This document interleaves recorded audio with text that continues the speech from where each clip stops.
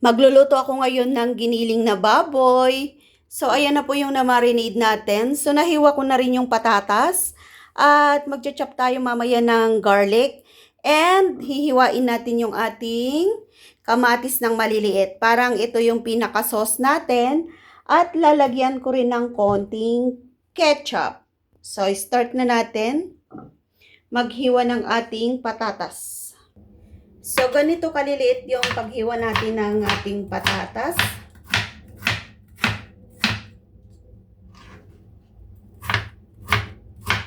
Mag-ingat kasi matulis ang ating kutsilyo. Huwag tayong nagmamadali kasi masakit ang mahiwa. So, mamaya magigisa na tayo. Papakita ko sa inyo kung paano ko niluluto yung giniling dito sa Hong Kong. Gamit ko yung kamatis. Yan, pwede na to. Isusunod ko namang hihiwain ngayon yung ating kamatis. Nasa inyo na po kung gusto nyong alisin yung balat. Ako inaalis ko yung balat. So, binoil ko po ito para matanggal po yung kanyang balat bago ko siya iluto. Kasi ayaw nila amo yung may balat na kamatis. So, blinange ko po siya. Tapos ito, tatanggalin natin yung kanyang balat. So, 3 kamatis po yung ginamit ko.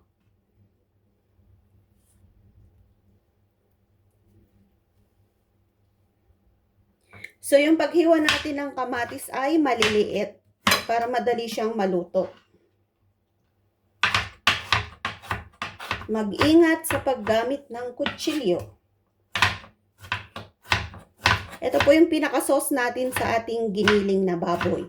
Ayaw kasi nila yung nabibili sa tindahan na ready ng ilagay. Yung parang tomato sauce. Gusto nila yung fresh. So, magtiyaga tayong maghiwa ng kamatis. At gusto naman nila yung lasa.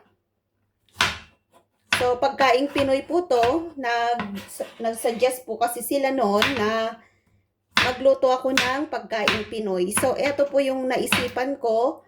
Nagluto rin ako ng apritadang baka at saka yung manok.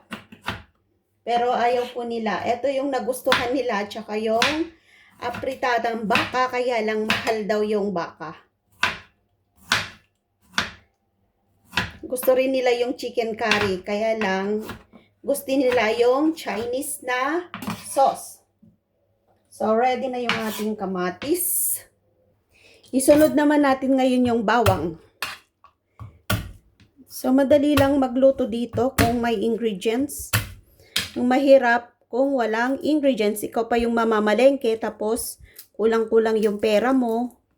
So, sila na po ang bumili nito. Kasi nung una, ako yung bumili. Pero nung nasanay na sila, tuwing mamamalengke sila, ayan, bumibili na sila ng pangginiling ko. At saka hindi nawawala yung menu na to pag nagluluto na ako. Kasi favorite talaga nung bata at saka ni among lalaki. Nagto-toast pa ako ng bread para isawsaw nila dito. So, after natin mahiwa tong bawang, magigisa na po tayo ng ating patatas. Inuuna ko kasi yung igisa yung patatas para diretso na. So, magisa na tayo. Ready na lahat yung ingredients natin. At eto na nga siya. Kunin na natin yung ating kawali. Kasi, yan. Medyo madungis na yung kawali natin. So, kailangan natin ng mantika. Ayan na yung igigisa natin. Ito na yung kawali ko. Pinapainit ko na siya. So, maglalagay ako ngayon ng mantika. Mainit na itong kawali natin. So, ang una kong lulutuin ay yung ating patatas. Isusunod ko yung ating karne. Then, isusunod ko yung sauce natin. Priniprito ko muna yung kanyang patatas para masarap. Kasi kakaiba yung lasa niya pag naprito ang patatas. So, pag naprito natin to, itatabi natin at isusunod natin yung karne ng baboy. Yung karne ng baboy, doon tayo magigisa ng bawang. So, itabi muna natin to. At magisa na tayo ng ating karne. So, maglalagay ulit tayo ng mantika kasi igigisa natin yung ating bawang. Hindi yan magigisa kung walang mantika.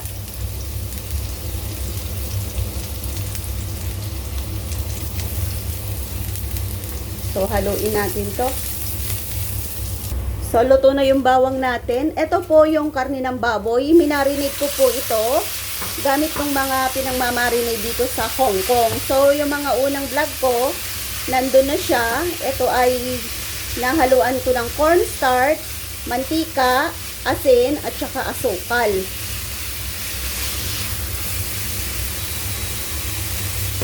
So, igisa natin to. Tapos, mamaya ay lulutuin na natin yung sauce na gamit ko yung kamatis.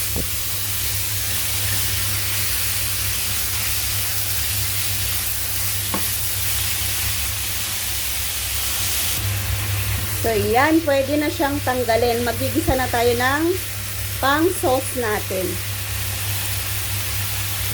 So, ilagay muna ulit natin dito. At magluluto na ako ng sauce. Papakita ko sa inyo kung paano ko niluluto yung kamatis namin.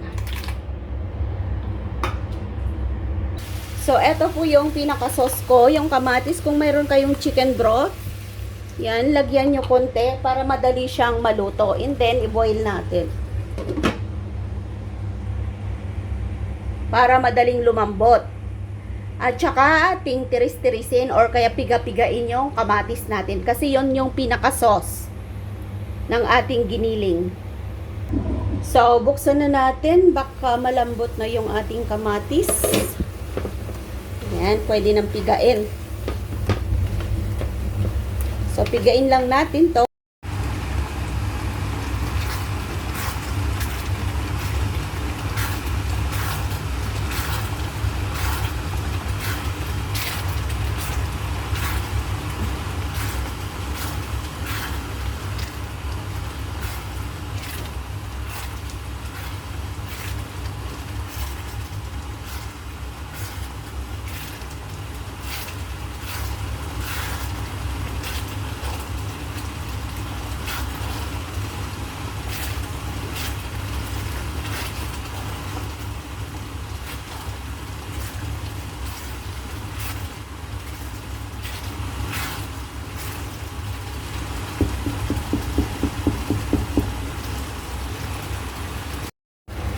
So, yan na po. Malambot na po yung ating kamatis. Lalagyan ko po ito ng ketchup.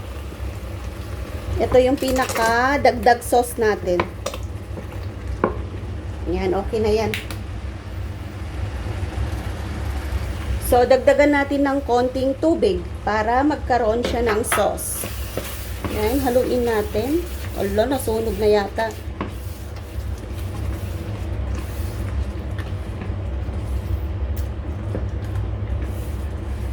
So, naging ganyan na yung kulay niya. Tingnan nyo, nagmayat na. So, yan na po siya. And then, lalagay na natin yung ating karne.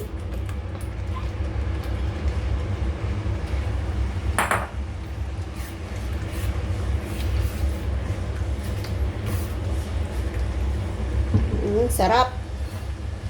So, lalagay ko na rin yung ating patatas. Then, i-boil lang natin ng mga 15 minutes. Ready na yung ating giniling. So, yan na yung ating giniling. Lapot.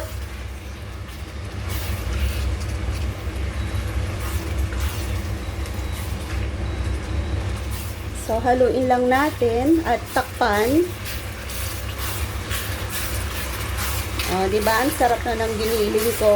Gustong-gusto nila amo to.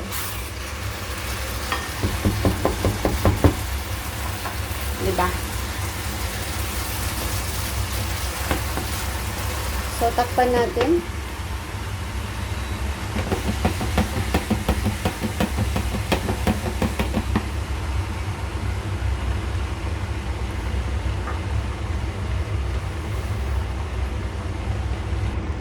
So, kung natakpan mo siya, lagi mo siyang i-check kung masunog yung pinakailalim. Hanggang lumambot yung kanyang patatas. So, tignan nyo naman ang creamy niya, no? Gustong-gusto nila amo to. Yan, pwede na yan. Takasan natin yung apoy. Diba? Sarap.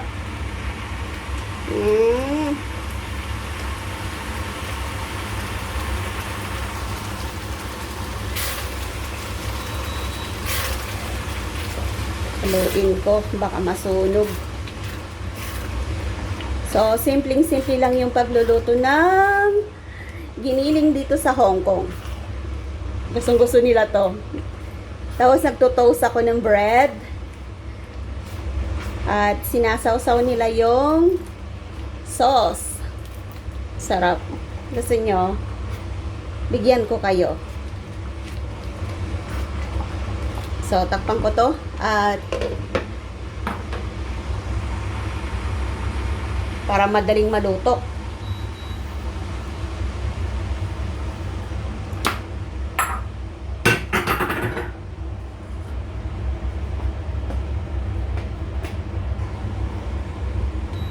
So, luto na yung ating giniling. Oy, ang sarap. Grabe. So, magsandok tayo.